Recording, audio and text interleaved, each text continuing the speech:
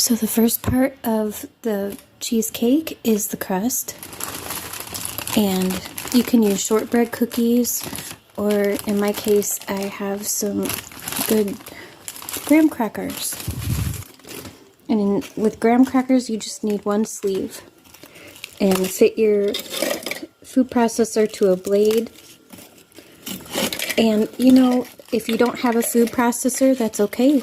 You can put these in like a sandwich bag and then crush them with a rolling pin. You just go over it and over it till you get fine crumbs, and that works just as well too.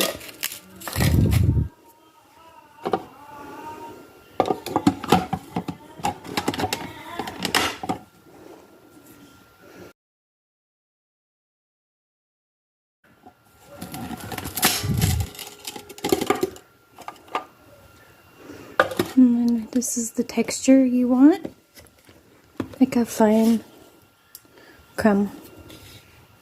Okay, so next is to assemble the crust, and I will have the whole recipe listed in the description, so separated by crust and filling and topping, but this is just to show you the steps on how to do it. And so you have a 1/4 cup of brown sugar, 1/4 cup of butter, which is a half a stick.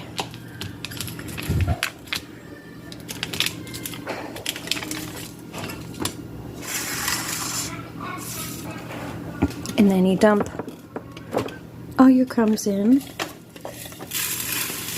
And this is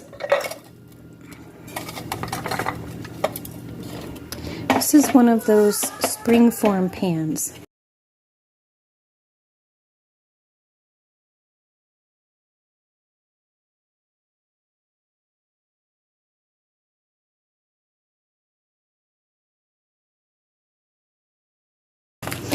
This is a very easy recipe, but you have to follow the steps. It's not my actual cheesecake recipe. I found it years ago. My husband really loves cheesecake, and I had tried about 10 different recipes, and none of them were the one he liked the most until I found this one. And I remember that it literally said it was the best cheesecake ever, and it really, really is. It's indulgent, but you know, for the holidays, for Thanksgiving, for Christmas, for Hanukkah, whatever you celebrate, it's totally worth it to splurge just to have a really special treat. And the cool thing is I'm doing pumpkin for the natural color now and for Thanksgiving, but you can certainly use whatever fruit you like. You can use strawberry jam, blueberry jam, any flavor of jam to mix in with the topping and make a swirl. You can keep it plain. You can have it cinnamon, chocolate. There are so many possibilities.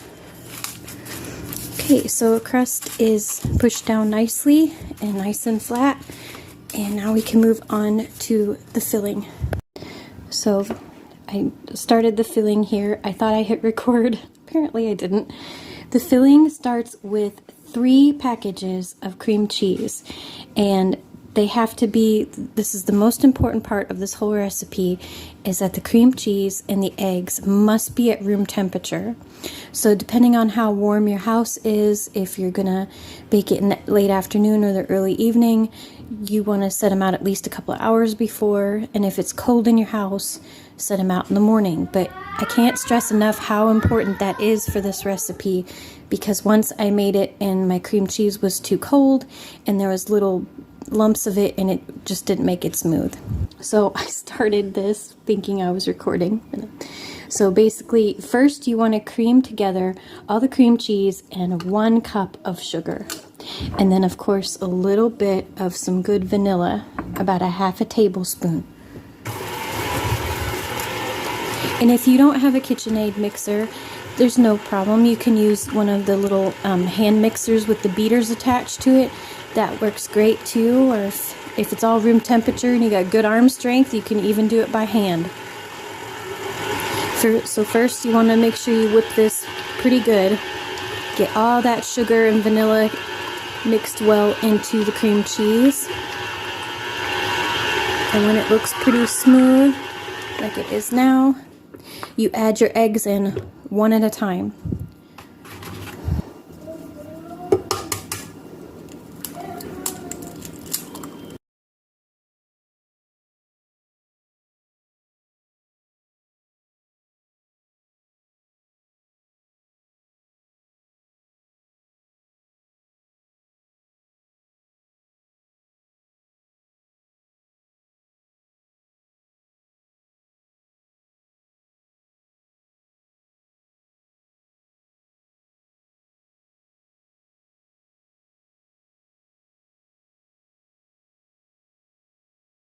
we're going to add the last ingredient for the filling, which is 1 tablespoon cornstarch. I don't put that cornstarch in until after all the eggs are in.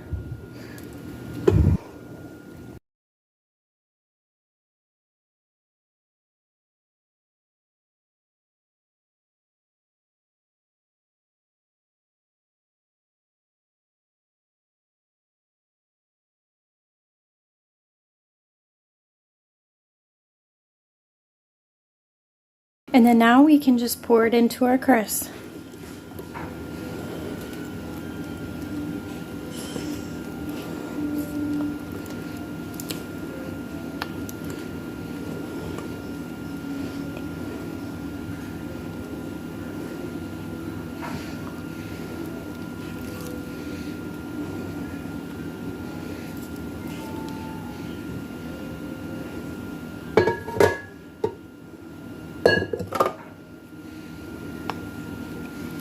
Try to smooth it out. And this goes into 350-degree oven for 35 minutes. And it's pretty precise too, unless you have a very hot oven. And then I will show you what it should look like when we get to that stage after the 35 minutes. And then I'll show you how to do the topping part. Okay, so this is what it should look like. It will be firm to the touch around the very edges, but in the center, it's a little wiggly, as I'm showing you here. And you want it to be a little wiggly like that. I know that might seem strange, but trust me, this is the process.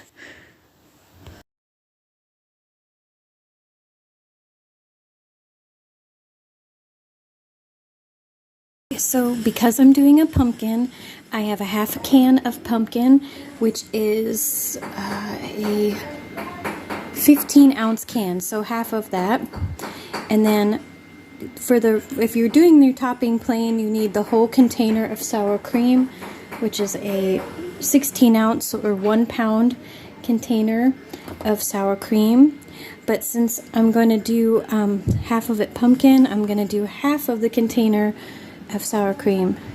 And so you'd need 1/4 cup for if it was all sour cream. So I'm going to just put half in the pumpkin and then half for the sour cream part, and we'll get to that next. So 1/8 cup of sugar, a little bit of cinnamon, about a teaspoon, and then some fresh nutmeg.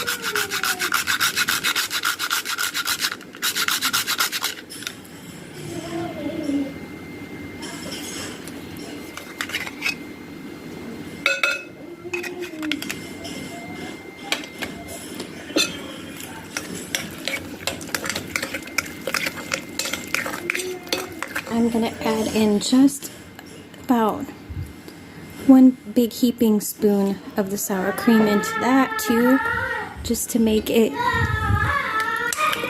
easier to mix in. And so now I'll do the sour cream part, which is about half that same container of sour cream. The rest of the sugar, which would be another 1/8 of sugar. And you can add vanilla in this part if you'd like to.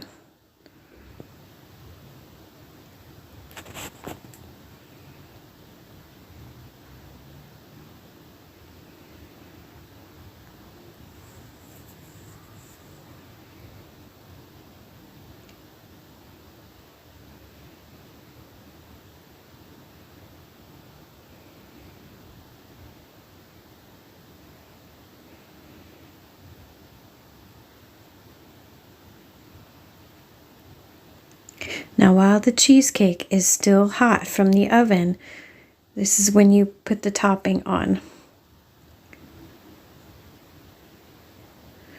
You start around the edges first where it's the firmest. And here I'm putting on the sour cream part first. And then as you see, after I get it all around the edges, then you slowly and very carefully start to spread it towards the middle.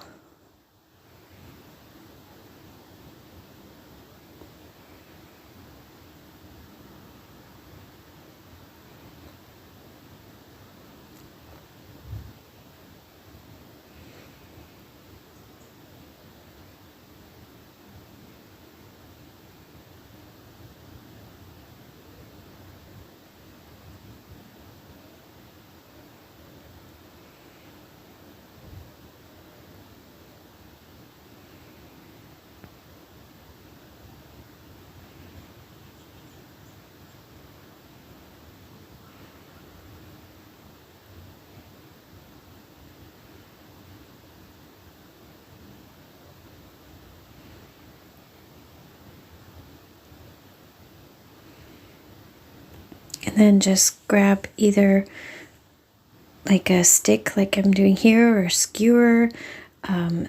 Anything would really work. A butter knife, the tip of a sharper knife, just to swirl it in. Make it look pretty. And that is it. It sits out for 30 minutes, and then you can put it in the fridge until it's completely firm and set, even overnight. And this is what it looks like coming out of the fridge. Perfect make-ahead dessert for a holiday. Make it the day or two before, because it's best served cold and it gets all nice and firmed up. There's some pretty pictures of it at the end. And my family just absolutely devoured it. So thank you so much for watching. Please check out my playlist for other natural color baking videos.